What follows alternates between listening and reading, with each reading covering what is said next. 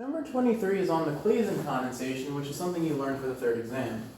Now, how do I know this is the Claisen condensation? Because I see in one structure I have esters, and then over my arrow I have two steps. Step 1, and a base, an O minus, that is the same OR group as what my esters are made out of. And then step 2, H+. Sometimes it's H3O+, sometimes it's just H+. But either way, I know this is the Claisen condensation for that reason. Now what I have to do is I have to take my base and I have to deprotonate somewhere. Why am I deprotonating and not attacking the carbonyl? Because if this carbonyl were to be attacked by the OET, this would swing up, swing back down, and what's left to kick out? An OET. So you'd end up with the same thing. So it has to be acting like a base. Now there's a very important rule about the Claisen condensation. You look at your alpha protons, and so I have an alpha proton here, well there are two of them, and over here I have another alpha proton. So which one is the better option? When you're doing the Claisen condensation, you must always pull off a hydrogen from the site that has at least two. So these are the hydrogens I'm going to go for. Okay? Now, so what's going to happen is that O minus will come in, grab a proton, the electrons will swing over, and you're going to form an enolate. So you have your OET minus here, grabbing that proton, and now you have an O minus, carbon-carbon double bond, that's your enolate. You have your OET, and then you have the rest of the chain.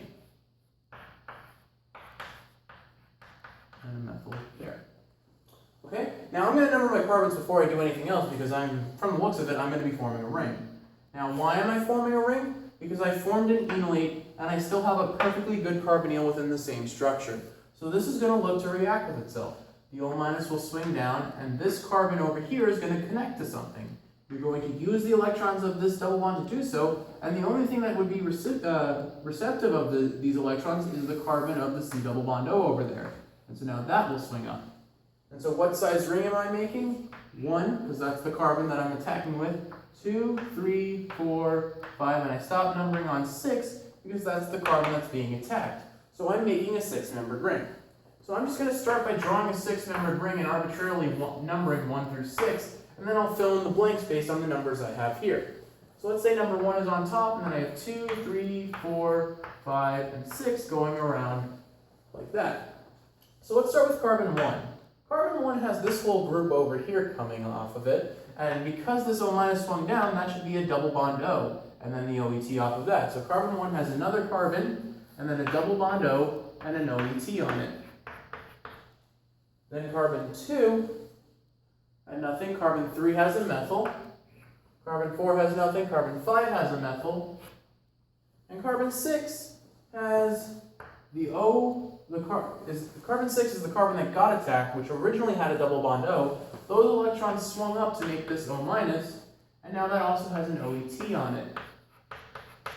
So this is my intermediate, but it's not done, because whenever you have a carbon that shares an O minus with something that can be a good leaving group, the O minus will always reform its double bond, and this is generally what happens in a Claisen condensation. You end up kicking an OET out.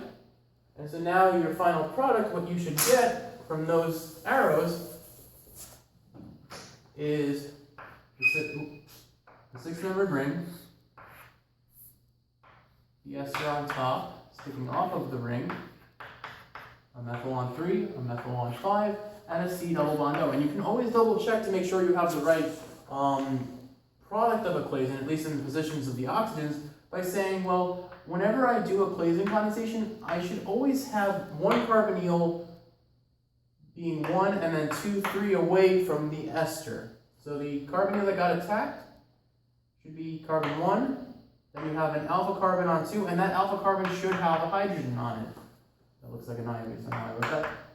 And this hydrogen has to be here, which is the reason why you need to pull off from a site with 2 hydrogens. If this hydrogen wasn't here, and let's say it was a methyl, this ring would most likely break apart, and that's the hidden rule of the Claisen condensation. And then carbon 3 would be your ester, so carbonyl on 1, alpha proton on 2, ester on 3, you know you have at least the right setup for the connection of the ring.